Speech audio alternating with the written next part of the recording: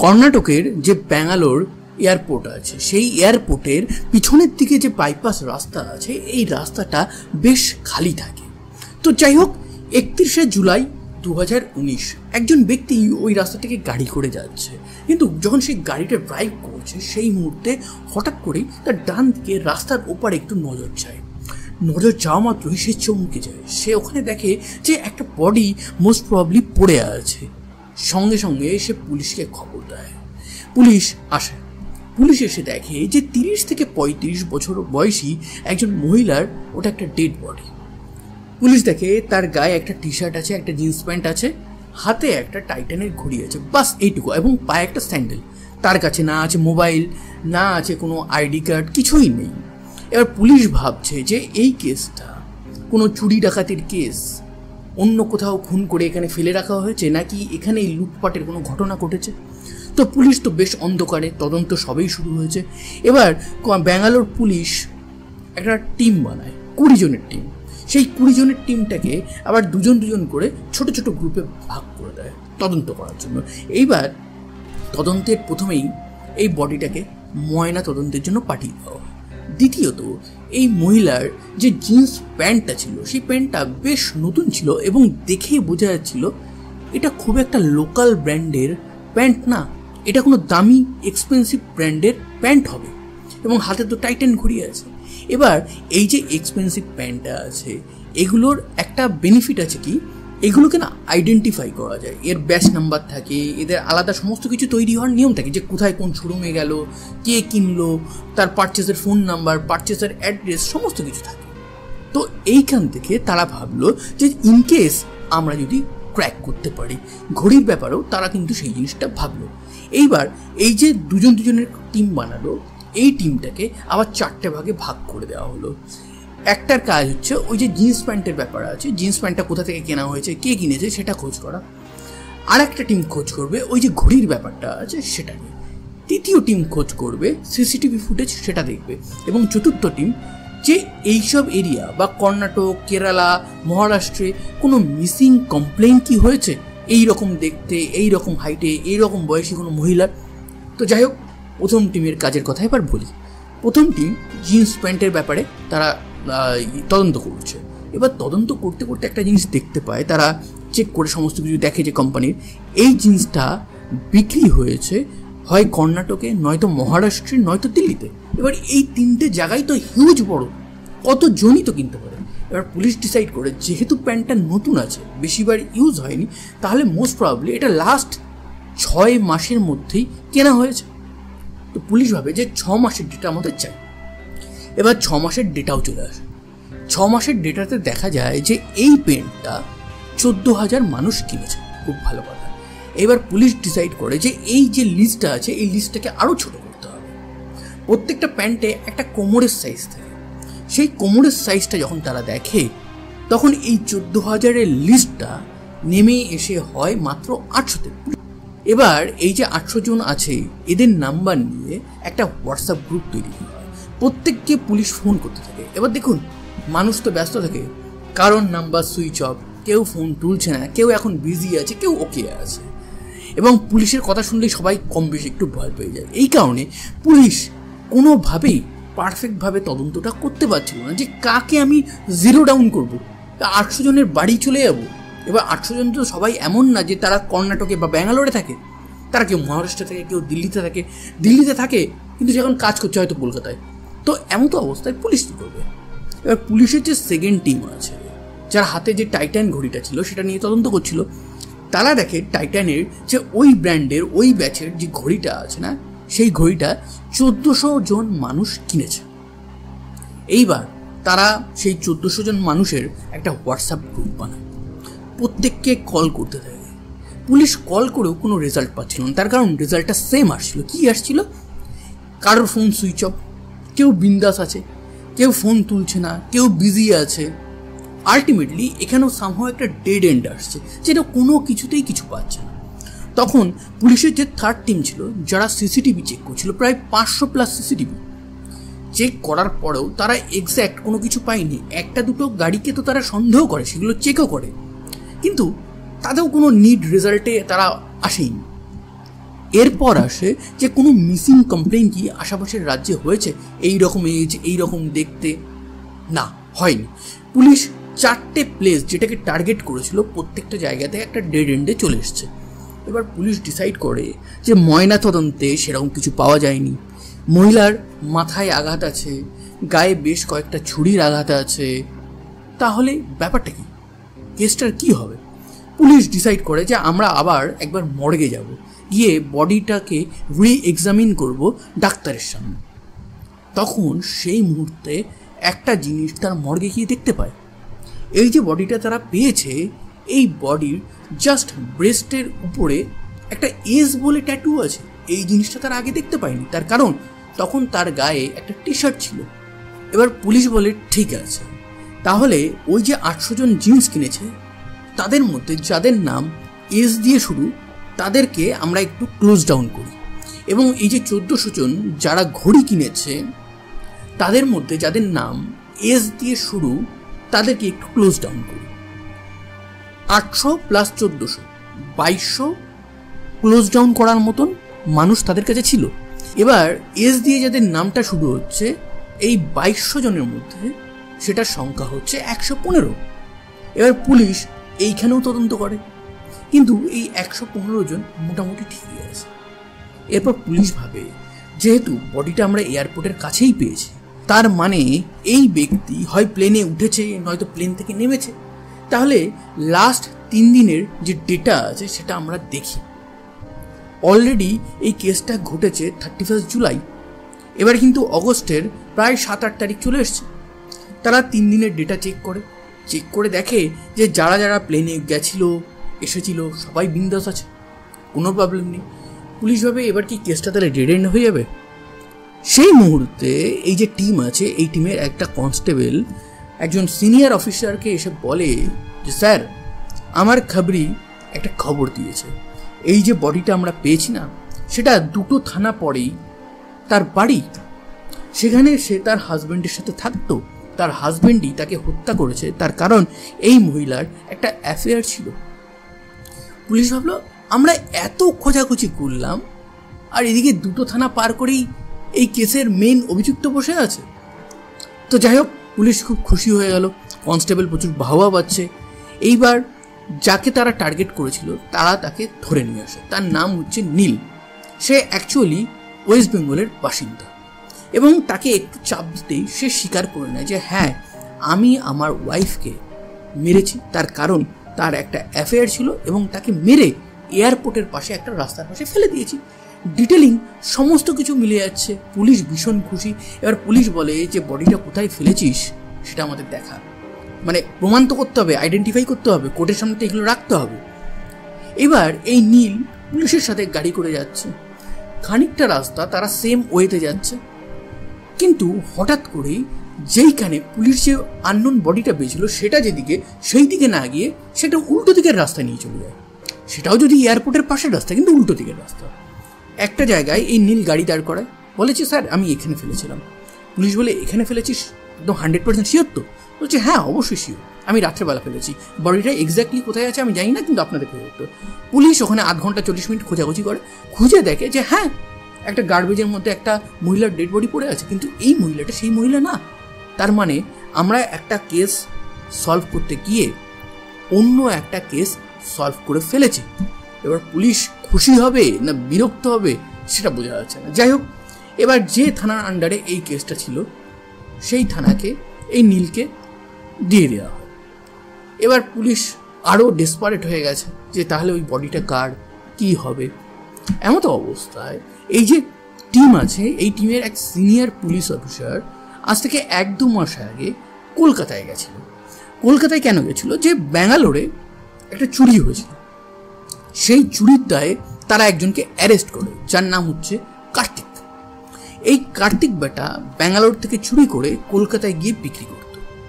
এবার যখন তারা কলকাতায় যায়, কলকাতায় গেলে কলকাতা পুলিশের 2টো কনস্টেবল তাদের সাথে কলকাতা পুলিশ দিয়ে দেয় যে হেল্প লাগলে এখান থেকে হেল্প নেবেন। তো যাই হোক, সেখান থেকে তদন্ত করে এই ব্যাঙ্গালোর পুলিশ ফেরত আসে। এইবার এই যে 2টো কনস্টেবল ছিল তাদের সাথে এই টিমের এক অফিসারের বেশ ভালো পরিচয় হয়ে যায়, এবং সেই কনস্টেবল এই অফিসারকে ফোন করতে থাকে তারা বলে যে স্যার এই যে কার্তিক আছে, যে চোর কার্তিক আছে, তাকে আমাদেরকে কয়েকদিন দিন না, কলকাতাতেও এই কিছু চুরি করেছে, একটু তদন্ত করার দরকার আছে। তখন ব্যাঙ্গালোর পুলিশের ওই অফিসার বলে যে দেখো আমাদের ব্যাঙ্গালোরেও অনেকগুলো চুরি করেছে, সেগুলো তদন্ত কমপ্লিট না হলে আমি না দিতে পারবো না। যাই হোক, এরকম কনভারসেশন কিন্তু লাস্ট 1 মাস ধরে চলছে। কার্তিক কিন্তু জেলে আছে। এবার ওই অফিসার যখন এই আননোন বডিটাকে আইডেন্টিফাই করতে পারছে না, সেটা একটা ডেড এন্ডের দিকে যাচ্ছে, সেই মুহূর্তে এই কলকাতা কনস্টেবল তাকে বারবার ফোন করে বিরক্ত করছে, স্যার কার্তিককে একবার হ্যান্ড ওভার করুন না, আমার সিনিয়ররা আমাকে বিরক্ত করছে। অনেকবার ফোন ইগনোর করে এই অফিসার। তারপর শেষমেশ ধরে বলে, আরে ভাই আমি না এখন ভীষণ ব্যস্ত আছি, এখানে একটা মার্ডার হয়েছে, সেই মার্ডারে কার মার্ডার হয়েছে সেটাই বুঝতে পারছি না বেটা, এই কেসটা সলভ হোক, আমি চেষ্টা করব কার্তিককে কলকাতায় পাঠানোর। যখন এই পুলিশ অফিসার এই কনস্টেবলের সাথে কথা বলছিল, তখন এই পুলিশ অফিসার ওই যে মৃত মহিলা তার অনেকগুলো আইডেন্টিফিকেশন দিচ্ছিল। বলছিল সেই এয়ারপোর্টের পাশে পাওয়া গেছে বডিটা, তার একটা এস ট্যাটু আছে, তাকে দেখি নর্থ ইন্ডিয়ান মনে হচ্ছে, তারপর তার বডিটা আমরা পাই 31 জুলাই। যাই হোক, এইসব বলে যখন ওই অফিসার ফোনটা রেখে দিতে যাচ্ছে, তখন ওই কলকাতা পুলিশের কনস্টেবল বলে, আচ্ছা আচ্ছা আচ্ছা স্যার ওয়েট, মেয়েটার নাম কি? বলে আমরা তো মেয়েটার নাম জানিই না। বলছে আমাদের কাছেও না এরকম একটা কমপ্লেইন এসছে এবং অনেকগুলো জিনিস মিলে যাচ্ছে। যার কমপ্লেইন এসছে তারও হাইট এরকম, সেও এরকম দেখতে, এবং অদ্ভুত একটা কোইন্সিডেন্স কি জানেন, সেও 29শে জুলাই কলকাতা থেকে ব্যাঙ্গালোরে গেছিল। সে একটা মডেল প্লাস ইভেন্ট ম্যানেজার এবং তার বয়সও 32 বছর। তখন ওই পুলিশ অফিসার বলে যে ঠিক আছে, আমি ভিকটিমের কয়েকটা পিকচার পাঠাচ্ছি, তুমি একটু আইডেন্টিফাই করে বলো তো এই সেই মেয়েটা কিনা। বলে ঠিক আছে আমি সেটা বলছি। এবার পুলিশ ফোনটা রাখে। এমতো অবস্থায় ওই টিমের এক কনস্টেবল এসে বলে যে স্যার ওই যে টাইটান ওয়াচটা বিক্রি হয়েছিল না, সেই টাইটান ওয়াচ যারা কিনেছিল সেই 1400 ব্যক্তির মধ্যে একজন এখন ফোন করেছে, সে বলছে এই ঘড়িটা সে কিনেছে এবং তার নাম হচ্ছে আলী, সে তার গার্লফ্রেন্ডের জন্য কিনেছে। এবার এইখানে পুলিশ অফিসার আবার হয়ে গেছে যে এটা হচ্ছেটা কি। এইদিকে কলকাতা পুলিশের কনস্টেবল তাকে বলেছে যে মেয়েটার কথা তারা ভাবছে সে মেয়েটা বিবাহিত ছিল। এইদিকে বলছে একটা লোক আলী যার নাম, সে তার গার্লফ্রেন্ডের জন্য এই ঘড়িটা কিনেছে। যাই হোক, পুলিশ অফিসার বলে ঠিক আছে দাও ফোনটা দাও, কথা বলে। এবার পুরোপুরি জিজ্ঞাসা করে, বলে যে তুমি কার ব্যাপারে কথা বলছো? তখন আলী বলে যে আমার গার্লফ্রেন্ডের নাম হচ্ছে পূজা দে। তখন পুলিশ অফিসার শক হয়ে যায়, তার কারণ কলকাতা পুলিশের কনস্টেবলে বলে যে যার মিসিং রিপোর্ট করা হয়েছে তার নামও পূজা দে। কিন্তু কনফিউশন একটা জায়গায়, আলী বলছে সে আমার গার্লফ্রেন্ড, এদিকে কলকাতা পুলিশের কনস্টেবল বলছে সে বিবাহিত ছিল, হয় কি করে? আলীকে জিজ্ঞাসা করে যে আচ্ছা এই মহিলা কি বিবাহিত ছিল? তখন আলী বলে হ্যাঁ। তখন পুলিশ বলে যে তাহলে তুমি ওর বয়ফ্রেন্ড হলে কি করে? তখন বলছে যে ওর হাজব্যান্ডের সাথে ওর বনিমনা চলতো না, তো আমরা সিক্রেটলি মিশতাম, ডিভোর্স হয়ে গেলে আমরা বিয়ে করে নিতাম, এরকম ব্যাপার ছিল। এবং এই যে গিফটটা আছে না, এই গিফটটা এই মাসের প্রথম দিকে ওকে দিয়েছিলাম। এবার পুলিশ বলে যে তাহলে কি এটা সেম মেয়ে নাকি আলাদা মেয়ে, নাকি এইবারও আমরা একটা কেস সলভ করতে গিয়ে অন্য একটা কেসে সলভ করে দিচ্ছি। এবার এই আলীকে তারা ছবিটা পাঠায়। এইবার প্রথমে ওই কলকাতা পুলিশের যে কনস্টেবল আছে তার কাছ থেকে ফোন আসে, সে বলে যে হ্যাঁ যার মিসিং রিপোর্ট কলকাতাতে করা হয়েছে সে এবং আপনারা যে বডিটা পেয়েছেন এই দুটো মহিলা একই মহিলা অ্যাকচুয়ালি। এরপর আলীও বলে যে যার ছবি আমাকে পাঠিয়েছেন সে অ্যাকচুয়ালি আমার গার্লফ্রেন্ড। তার মানে শেষমেশ গিয়ে তারা আইডেন্টিফাই করতে পারে এই বডিটা কার। এই বডিটা হলো পূজাদের, যার বাড়ি কলকাতায় ছিল, যার বয়স হচ্ছে 32, যে একজন মডেল প্লাস ইভেন্ট ম্যানেজার ছিল। এরপর এই পূজাদের যে ফ্যামিলি আছে কলকাতায় তাদের সাথে কন্ট্যাক্ট করা হয়, তাদেরকে ব্যাঙ্গালোরে আসতে বলা হয় এবং তারা বডিটাকে আইডেন্টিফাই করে। বডি তো আইডেন্টিফাই হয়ে গেছে, কিন্তু পুলিশের মনে এখন সবথেকে বড় জিনিস যে কে মেরেছে। তার মানে এই মেয়েটার যেহেতু একটা অ্যাফেয়ার ছিল বিয়ের বাইরে, তার মানে একে এর হাজব্যান্ড মারতে পারে। তো পুলিশ ঠিক করছে যে হাজব্যান্ডকে একদম হেভিভাবে তদন্ত করা হবে। এরপর তারা আবার সন্দেহ করছে এই আলীর উপরেও, যে আলীও তো মারতে পারে, কেসটা তো দুদিকে ঘুরতেই পারে, যে হাজব্যান্ড জেনে গেছে তাই হাজব্যান্ড মেরে দিয়েছে, অথবা এই পূজা দে হয়তো আলীকে বলেছে যে আমি তোমাকে বিয়ে করতে পারবো না, তোমার সাথে থাকবো না। এটাও তো হতে পারে এই আলী বিয়ে করতে চাইছিল না, কিন্তু পূজা বিয়ের প্রেশার দিচ্ছিল। সমস্ত কিছু পসিবিলিটি নিয়ে তারা ইয়ে করছিল। এরপর যখন তারা নামটা জানতে পারে তখন আস্তে আস্তে কেসটা খুলতে শুরু করে। এই পূজা দে কোন প্লেনে আসে তারা বুঝতে পারে, কোন হোটেলে ছিল, একটা সাহারা হোটেল আছে সেই হোটেলে ছিল। এবার সেই হোটেলের সিসিটিভি তারা চেক করতে থাকে। এর মধ্যে আর একটা স্টোরি এখানে আসে, সেই স্টোরিটা সিসিটিভি ক্যামেরা এবং সেই হোটেল থেকেই বার হবে। হোটেলে যে রিসেপশনিস্ট ছিল, যারা ব্যাগপত্র বয়ে নিয়ে আসে, এরা বলে যে ম্যাম 29শে জুলাই রাত্রেবেলা এখানে আসে এবং 31শে জুলাই একদম আর্লি মর্নিংয়ে তার একটা ফ্লাইট ছিল, সেই কারণে সে চেক আউটও করে দেয়। কিন্তু ব্যাপারটা হচ্ছে এইটা যে এই পূজাতে যতবার এই হোটেল থেকে বেরিয়েছে সে ওলা ক্যাব বুক করেছে। ভালো কথা, প্রত্যেকটা ক্যাব বুকিং অ্যাপের মাধ্যমে হয়েছে, সেহেতু প্রত্যেকটার রেকর্ড আছে।